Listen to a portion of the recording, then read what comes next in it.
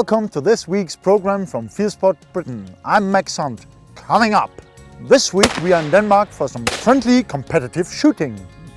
We have dog training tips from Skinner's Pet Food, but first we are searching for a wounded roebuck, the Danish style, meeting up with some of my friends.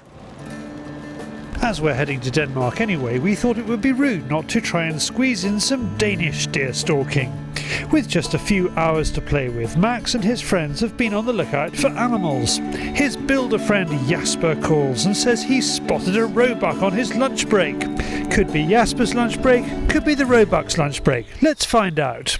Actually, it was our plan to go hunting tonight. We just wanted to spot something now. But actually, we found our roebuck already now. He's laying about 100 yards away from here, bedding with their eyes closed. Jasper says he has shot plenty of bucks in his white work shorts. That's Jasper wearing the work shorts, not the roebuck. But we won't be today. This youngster is going to have to wait. Max might have his rifle, but it's fresh out of the box, and we were called en route to the local gun shop where it was about to be zeroed, so he isn't going to risk it on a live animal. So why in the middle of Denmark do we have such a very Scottish name? Many people don't know why we choose the word magnet, because it's fishing and hunting and outdoor. It's everything in one. I tried to make a magnet myself several times at Glenmig Estate in Scotland, but I never succeeded. It's always the salmon that's missing. With the rifle zeroed in Bjarne's underground range, we're good to go, but the weather is appalling and the roebuck has now wandered off for some shelter. The following morning the weather is still grim, but a local bow hunter needs help to try and find a roebuck which didn't fall. As well as being the owner of a splendid gun shop, Bjarne is also one of only a handful of trained trackers in Denmark. All hunters here need to have the number of one of these guys in their phone. In the law said you have to bring a rifle, because so you can kill the animal if it's not dead.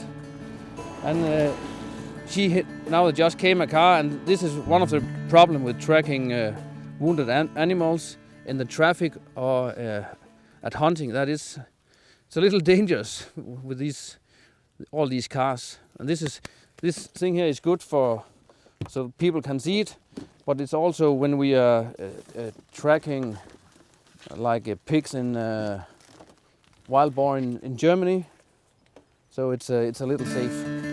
Now, before everyone starts saying, well, that's bow hunting for you, bow hunters accounted for just 163 follow-ups in Denmark in 2011 compared to nearly 12,000 rifle or shotgun instances. Right, Tanner seems to have started well. Blood spots leading across the field tally with bow hunter Michael's general description of events. I shot at this buck at 10 meter and a little bit high, and it's very hard to find this buck, but I hope he get it. I hope he get it. Putting these yellow ribbons on, so we're putting these ribbons on because sometimes the dog get tired or the man get tired, and then it's easy for a new hunt, a new man from the Zeiss Register. It's easy to hit the road, and sometimes you have to go back on the track and then start a little bit again. So, like you can see here, there is on this straw, there is Zeiss, like we call it, and actually the dog is not looking for a Zeiss. It's mostly smelling for the footprints, because many times when you shoot an animal in the stomach, there's no Zeiss. So after about 20 minutes of regular blood trail, Tanner seems to be going around in circles. Bjarne decides to let her off the lead. It's not something he likes to do very often. It's important when you train with a dog for animals. It's important to have it in a leash, and then it's very seldom when you lose it, because especially the German Drahthaar, they like to go hunting for themselves. In the distance, we hear Tanner barking. It sounds like she is chasing something down. We leave it a minute, and Bjarne decides to go looking for her. Eva, God. Ja, det er godt. Ja. Det var godt. That's a good job, ja. Det var godt. Det var fint, ja. Ja. Det var godt. I'm very happy now. It's a great result. We have one happy bow hunter, a deer that won't suffer needlessly, and a working dog and handler whose skills have located an animal a kilometre from the original shot. It's a nice feeling, you know. It was the right solution to take the leash of the dog and let it run, because we could see we were just pushing it further and further. So yeah, it was good. So we can come home now and have some warm coffee and go back to work. For Denmark, just like the UK and other countries across Europe, the rules about hunting and shooting are still a work in progress. Having a team of voluntary dog handlers like this on call with the paperwork to let them search over anyone's property is a feather in their cap. Next, it's David on the Fieldsports Channel News Stump.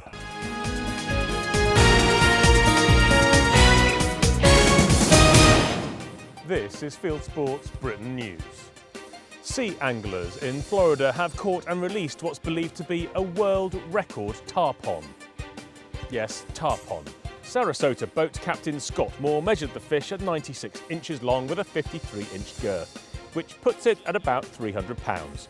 The world record is 286.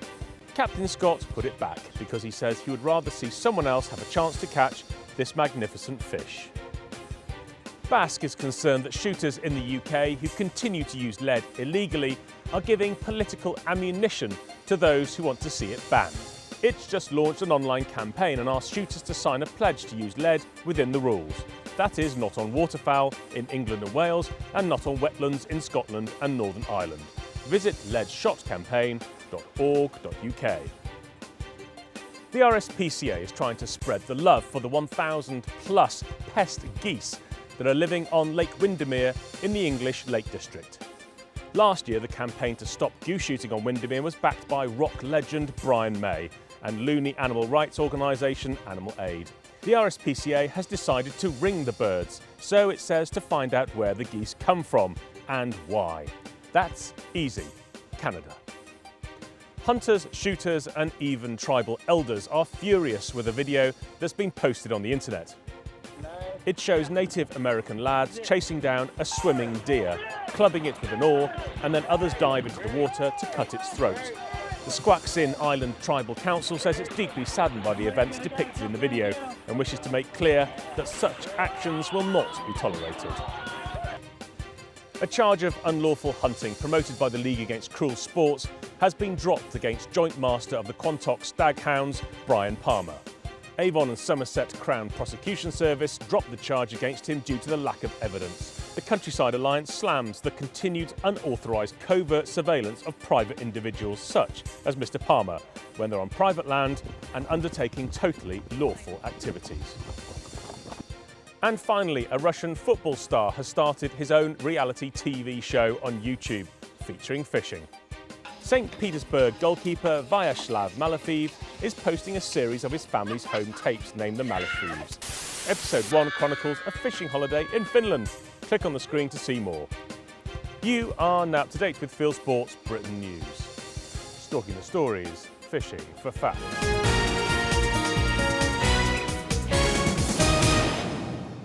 Thank you, David. Next stop is Hallo Max. Isn't it? Or is it still Hallo Charlie? I don't get it.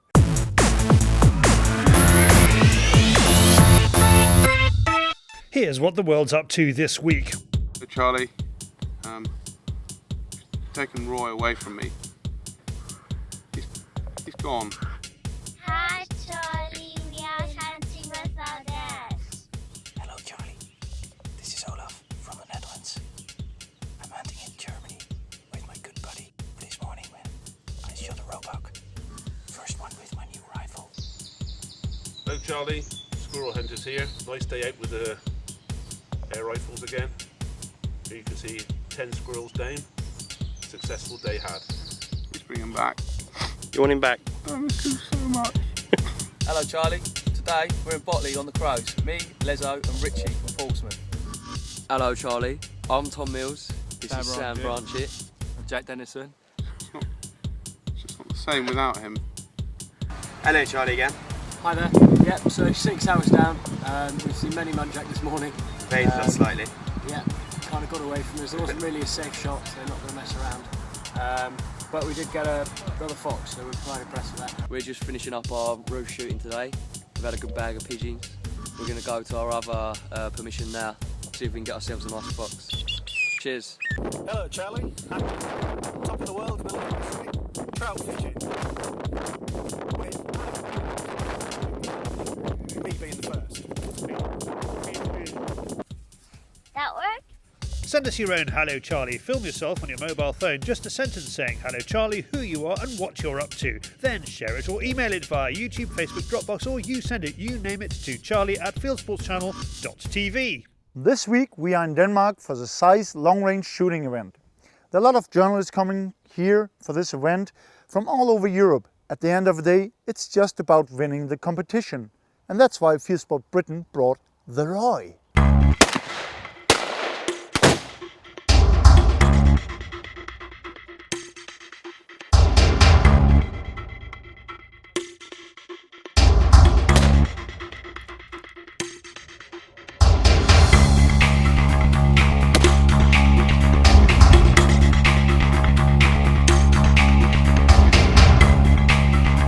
This range is unique in Denmark and maybe in Europe. It offers hunters, not target shooters, a chance to hone their skills and then put them to the test, which is why this event, hosted by Zeiss, attracts hunting journalists from all over Europe to throw a lot of rounds downrange and look like Clint Eastwood.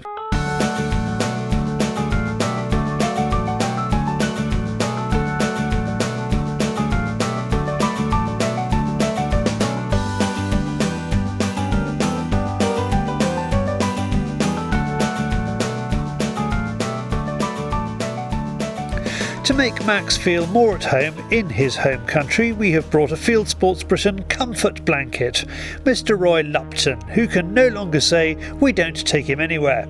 Looking forward to it. We've got some really good guys here, and I think it's going to be a bit of a debacle over the next couple of days. He has a day to play with a new Zoa 101 topped by a Zeiss Victory HT scope with ASV plus new windage compensator, and he has an unlimited supply of free RWS ammo, which not only has green credentials but is pretty good at spreading greenery across the Danish countryside. In this test we see a melon being hit first by a competitor bullet, then the RWS Evo bullet at a simulated range of 200 metres. How do you like them melons? Blended, I hope.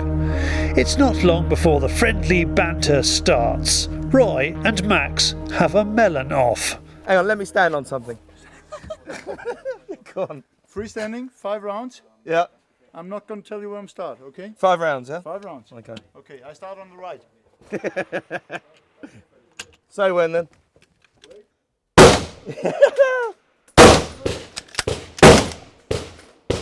Ah! Skipped it. How did it go, Roy?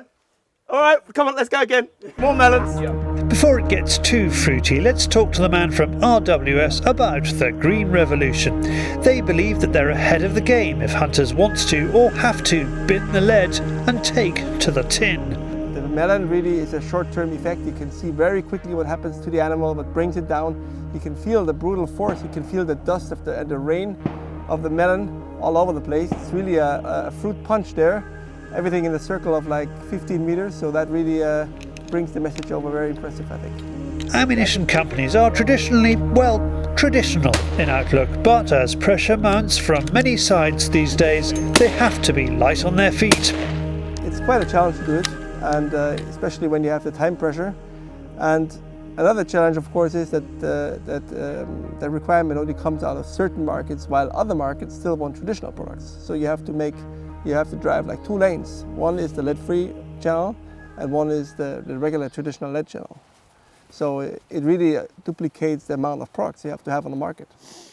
As well as melons, there are also soap blocks to show the green power. I don't think there's any chance of dodging that lot, Mark. Sorry, mate. Another useful demo is showing how two green bullets compare at distance. Here the unnamed competitor behaves oddly at the simulated range of 200 metres, creating a uniform wound channel. We've got to make sure that we point out this was a competitor's bullet, but this was at 200 metres, and you can see with the drop in velocity the actual round itself hasn't expanded, so there's no mushroom effect, there's no break-up effect. It's just acting almost like a full metal jacket bullet and pass all the way through. This event is the brainchild of Armin Dobat. The man from Zeiss competes in field shooting and has won silverware in this discipline. He thinks it puts all the kit from all the manufacturers on show here under the microscope, and there's nowhere for any of them to hide. We got brilliant stuff, and it's perfectly in place here in Ulfborg because we got the stuff fitting for everything, fitting to every needs. So therefore we dared to shoot with the same optics, driven hunt simulations like the running Tusker or the running Stag, at the same time with long range shooting up to 600 meters. You don't have every time a bench rest with you when you're hunting, and not everything is standing broadside for an hour. So you have to be fast, you have to be flexible, and this is what you train on a field shooting competition. So this year we brought 40 rifles from Sauer, and we brought 49,880 rounds, and this is pretty much unique, and well, probably the reason why this is only happening one time a year, and that people are looking forward to. One of the fun stands has a hint of cowboy about it. Underlevers and pistols are fun, and Roy makes shooting this Glock look easy. It isn't. Someone give that man a cuddly toy. For a more traditional yet tough test, it's the running deer and boar targets, separating the men from the boys, and it's quite easy to run out of room. We're using the semi-auto 303 Sauer, not legal in the UK but very popular on the mainland. It's the 101 that everyone's talking about. It's been a great success, and even the Sauer boys find a little 101 time on the trip up here from Germany. And we shot a wild boar and a mother hound, and so for me it was good. It was an opportunity to come home. Sebastian is barely out of Clearasil, showing this rifle appeals both to the cool youth and the long in the tooth. So it's an entry-level rifle. It's a perfect present what a father has to buy for his son. Maybe for Christmas, but you can buy it earlier as well. It's all light-hearted and friendly, but all these guys would like to put in a good performance. Last year's winner is Ulf Lindroth, foxing expert from Sweden. Bad news for Ulf, he's made a schoolboy error on the first stand. Yeah, we ended up at 540 in a strong side wind yesterday, and I didn't readjust the sights, so shooter's error, definitely. To make up for it, Ulf explains his technique of shooting accurately out to 580 metres freehand. I will just say that again, 580 metres freehand. For the freehand shooting, I tried to not hold it still, but I sort of tried to fall into the target real slow, and then just push just before I'm where I want to hit. So I really don't try to shoot it still, but sort of falling into it. You don't really get the feeling that you're in the target, but that you're going into it. That's the important part, and the trigger control. But today has not been that great so far, so we'll see. So here he goes.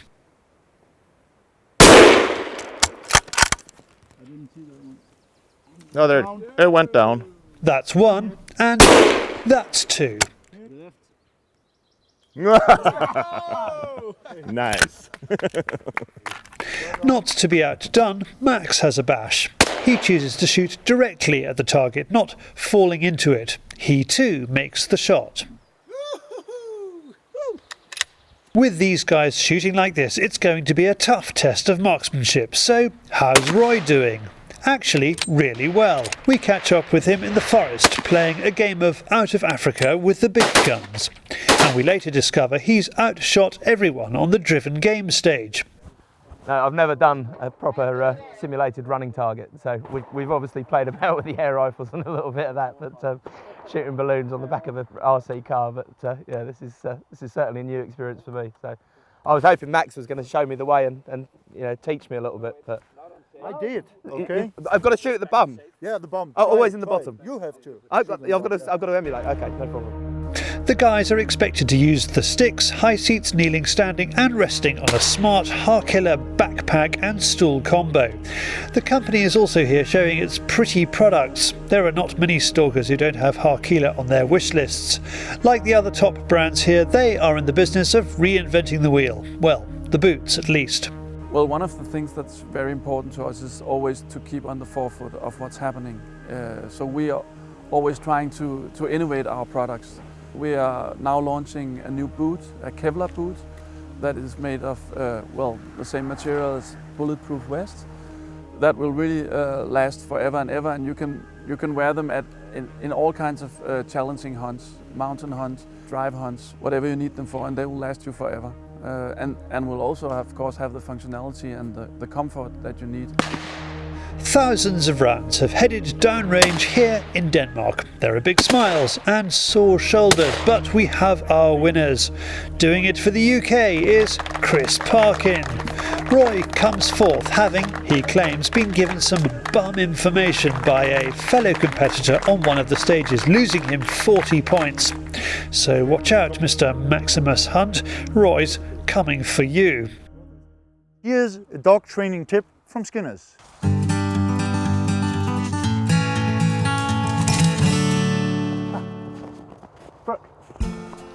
There comes a time in every young gun dog's life when they have to move from the tennis ball to fur and feather. Make the change gradually is the advice from top gun dog trainer Howard Kirby. What we're doing is we're building our dogs up. So we're building them from a tennis ball to a tennis ball with some fur on it. This is a rabbit skin tennis ball. And then what we do, if we were just to take a young dog out and throw a pigeon for it, some dogs will be horrified. They won't pick it up, they won't look at it, they're frightened of it. So what we do is put it inside a sock. And so you make a gentle transition from there. Once they're really confident, and we saw little Tag, he wasn't that confident. It's the first time he's done it. He went out and picked up the sock, went, oh, I'm not sure I like this taste in my mouth, and he put it down. I need to build on that. There's more work to do with that. Once he's going really well with this, we'll take the sock off and we'll send him for this. We might cheat. We might cut a hole in the sock so we've got one wing poking out, so he's got a half sock, half pigeon. It depends on your dog. Some dogs, that orange dog in there, that red dog in there, Brooke, if you threw a house brick for him when he was 6 months old, he'd go and pick it up. He didn't care. Little Tag's a bit more sensitive. He's like, whoa, this is something new. I don't want to do it. So gently, gently catching monkey. Once we've got them picking a small bird, a pigeon. Pigeons aren't always the best things, wood pigeons particularly, because you'll see in the video there's fluff coming out and feathers coming out. Dogs don't necessarily like that, so maybe a partridge would be better than this. We happen to have a wood pigeon today, so we used it. Once we've got them confident with a wood pigeon and a partridge, we can move on to a hen pheasant. A hen pheasant is considerably smaller than a cock bird, so this is a size related thing. This is something we're doing based on size. So hen pheasant, cock pheasant, then we've got our rabbits and hares and our geese, and finally they can pick anything you send them for. But it's all about experience and gently, gently. If you get them on this stuff too early, they won't be able to pick it up. They'll start pulling feathers out. You'll then end up going to a gun dog trainer and saying, my dog pulls skin off birds, rather than picks it up and comes straight back. Howard runs Mullinscote Gun Dogs from Lanes Shooting School near Andover in Hampshire. Visit mullinscote.co.uk. This series on gun dog training tips is brought to you by Skinner's Pet Foods, maker of the Field and Trial range of gun dog feeds. Visit skinnerspetfoods.co.uk. Last but not least, hunting YouTube. This is Hunting YouTube, which aims to show the best hunting, shooting and fishing videos that YouTube has to offer. We start with two superstars in the Fieldsports Channel firmament. James Marchington joins German gun and optics manufacturers on a visit to Tim Pilbeam to learn what those crazy English hunters get up to in the middle of the night, and can the Germans fix it? Yes, they can. Next up, Will Davis emails me to say the aim of his YouTube channel is to promote responsible, respectful vermin control in the UK. FAC Air Rifle Rabbit Hunting 3 HD June 2013 is about an outing with a Daystate Air Ranger on one of his local permissions. This is the promo video for Glenn Presley's shooting adventures. Glenn is a Brit who is on the clay circuit in Germany, Belgium and Holland. He keeps a round-by-round YouTube diary of how his competitions are going, how he is feeling and how it feels when you are really out to win. Winning, they will never let him back in the UK. Now, lots of people think that YouTube is the new punk. Well, here's Dom Fishing UK to show that it's actually the new new rock and roll. He's a little bit ooh, a little bit ah, and he mostly wants to catch chub and barbel on the River Idle, which is in Nottinghamshire. Once he gets the audio sorted out, a star will be born. And if you believe that rock and roll died on Saturday night at Glastonbury 2013, then you may enjoy this sweet pop-influenced house-style film about fishing for pike, zander, trout and salmon in Finland. It is all peachy keen cool beans. From groovy to gritty, American viewer Tex Grebner likes Ben's First Scrub Bull by Bowhunter Lodge, filmed in Australia. This is about bow hunting what looks like farm animals, but what are Australia's horrific feral big game pest problem. The USA has a new hunting TV channel called Hunt Channel TV. It is foolishly betting on a future via satellite, but I hope it works out that 6 people and a dog do not an audience make, and YouTube is where it needs to be. In the meantime, it has put some films onto its YouTube channel, including this one, Great Days in God's Country. There, US-style field sports, guns, guts and God. Finally, we go to Argentina, sent in by viewer Stuart Crane. Hello, Stuart. Kill of the Week 5 mid-air headshots Argentina hunt shows Tim and his buddy Lynn Thompson of Cold Steel shooting flying doves with handguns and bows and arrows, and altar music by what sounds a lot like Stanislas. It's incredible, and so is the shooting. You can click on any of these films to watch them. If you have a YouTube film you would like us to pop into the weekly top 8, send it in via YouTube or email me the link, charlie@fieldsportschannel.tv. Hope you enjoyed this week's program. This was Max Hunt from the mainland. If you'd like to subscribe somewhere here on the screen, please go for it. Otherwise, I'll be back another day. See ya.